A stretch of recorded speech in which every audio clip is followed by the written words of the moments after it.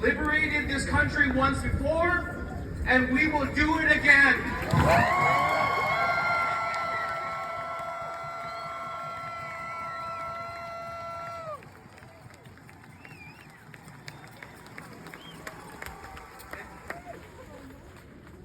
One day, very soon, across this country, African Americans, Latinos, Asians, Muslims, Jews, LGBTQ people, every community that has a boot on their neck.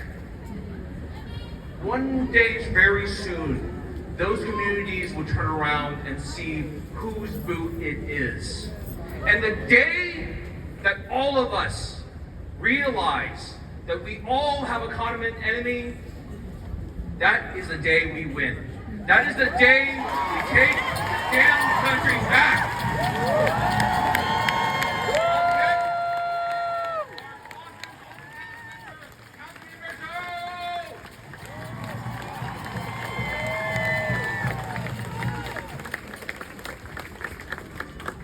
Good afternoon, Austin. Are y'all fired up?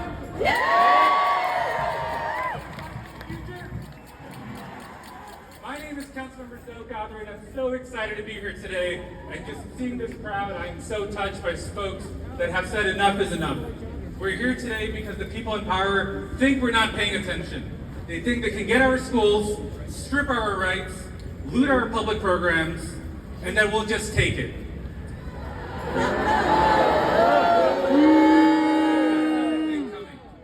Because while Greg Abbott hides behind a podium, and Dan Patrick shouts on talk radio, and Elon Musk tweets from a bunker, we're out here. In the rain, in the streets, in the fight, and we've got one message: hands off.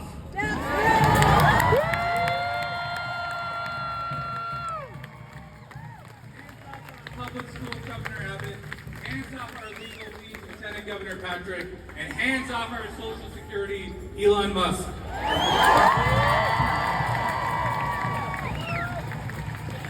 This is our government, our future, and our damn country. And let me tell you something. As a city council member here in Austin, Texas, I see up close how much damage is being done by leaders who refuse to lead. They block access to health care, then they blame local hospitals when people don't get care. They defund public schools, then they loot their budgets for private school vouchers because others are failing. And they sabotage clean energy, then pretend they don't know why the power grid fails. But I know one thing from my time at City Hall. We can't afford to wait to ask for permission to do the right thing. We expanded childcare in Austin while the state slashed funding. We raised the minimum wage for our workers while the state clinks $7.25. We passed gun safety measures while they sent cops and prayers. We're not perfect, but we're fighting.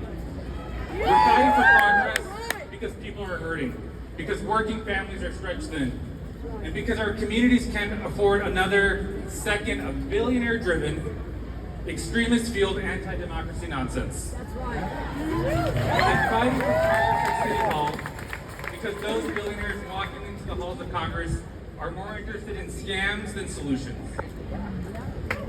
So let's say it out loud. Let's commit to defending what's ours. Let's commit to defending what's ours. Our schools, our wages, our health care, and our freedom. Let's commit to organizing in every corner of the state, from city blocks to rural towns, and making damn sure they hear us in every chamber of power. Defunding the Democratic machine turns out voters year-round and takes our power back, block by block, district by district. Because we don't need billionaires to save us.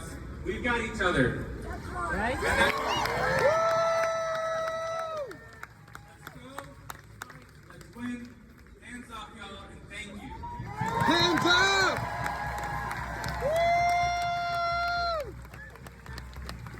Now I have the honor to introduce someone who has been fighting for us here in Austin. Washington, D.C., a true champion for the everyday worker, my friend, our Congressman, Congressman Lloyd Doggett.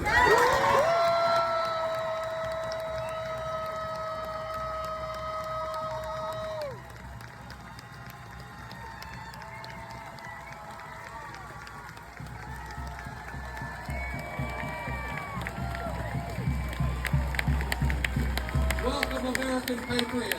This is what patriotism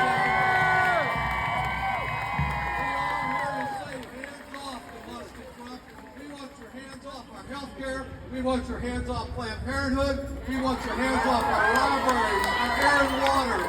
We want your hands off our democracy.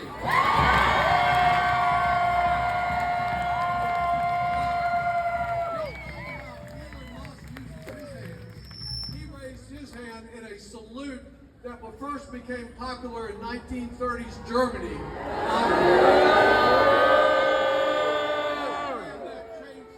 Started going after Social Security and firing public servants to build a body count of people he fired, ending life-saving research right here at the University of Texas and around the country. Thanks to Lucy Frost and Heidi Bray and all who organized this gathering. We are part of a movement today that is at over 1,000 cities in all 50 states.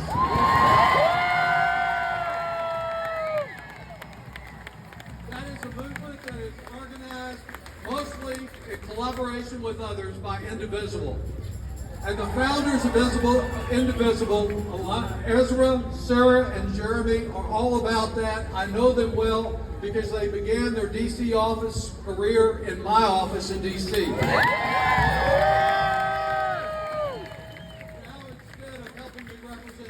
Texas, they're organizing people all over this country, inspiring us to get out and protest about the wrongs that are occurring. The threat to our democracy is very, very real. Trump is on a path to becoming a dictator. We've seen him use police state tactics to drag people off our streets. He's insisting that he can deport anyone to any place that he chooses to. Vulnerable of our neighbors, like trans people, and discriminate against them. Any judge who resists him, they say they don't have to honor the orders, and they're threatening impeachment. Any law firm that represents a dissident, an immigrant who stands up against Trump, he wants to bar from a federal courthouse. With the return of Trump to the White House, the world has a lot to fear. In Greenland, in Canada, in Panama, they fear that Trump will make imperialism great again. In Ukraine, they fear more drones and more missile attacks. In Gaza, they fear even more deaths. But in Washington, there's real fear among my Republican colleagues. They're scared to death of one mean tweet from Trump or Musk and his millions of campaign contributions. You know, some of them want to put Trump on Mount Rushmore while we think he belongs behind bars.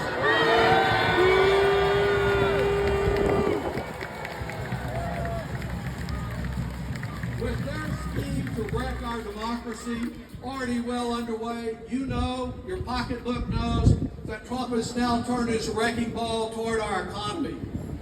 Yes, he promised he'd turn America red, and he's done it. Markets are in the red about $5 trillion less than they were a week ago. And Americans are seeing red because they're going to have to pay more to get less because of his one-man crusade to sink our country and the world into a recession.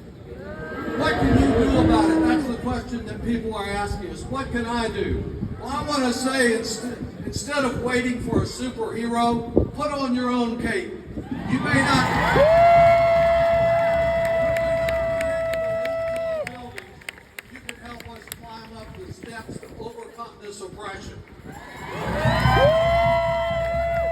are no perfect answers. I've been learning more as I've been home the last few days, but let me suggest a few.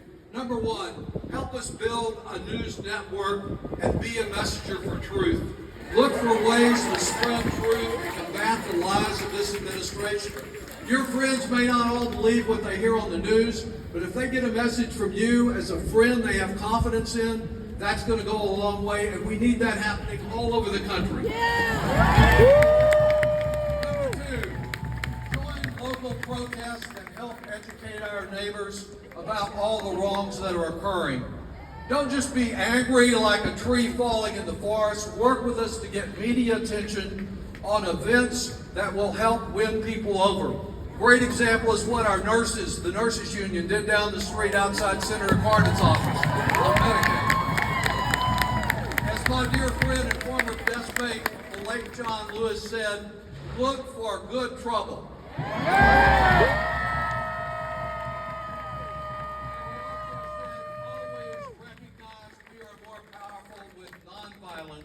Than with violence. Unite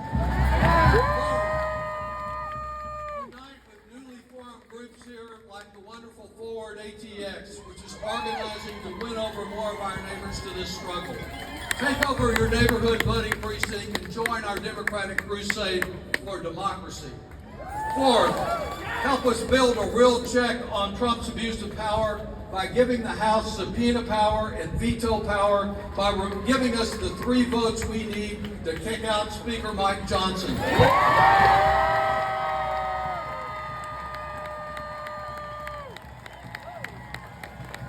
invite you to join my Adopt a winner's strategy to help us get more Democrats elected to do just that. And you can help by doing it now. You know, we saw the effect this week because in Wisconsin, for $26 million, Elon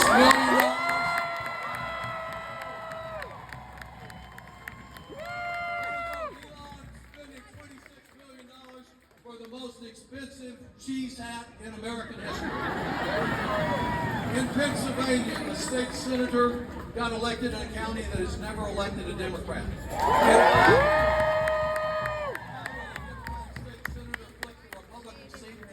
Last year by 21 points. And Trump withdrew his nomination for UN ambassador because he was afraid they'd lose a seat in New York.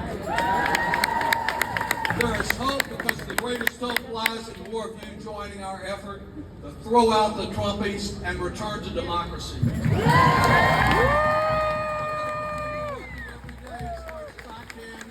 I know you will too, because we have no alternative but to defend the country we love.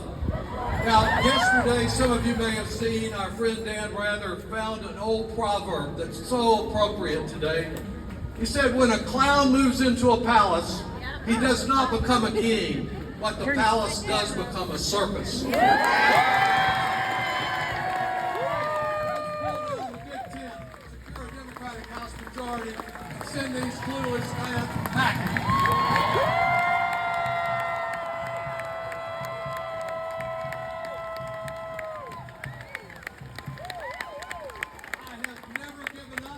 Republicans chased me from here to Mexico and redistricting, not when Trump's insurrectionists showed up on January 6th, and now when the threat to our freedom has never been greater and our cause more just. All of us can feel empowered, and if we work hand in hand together, we will never give up or give in, and together we will prevail. Thank you.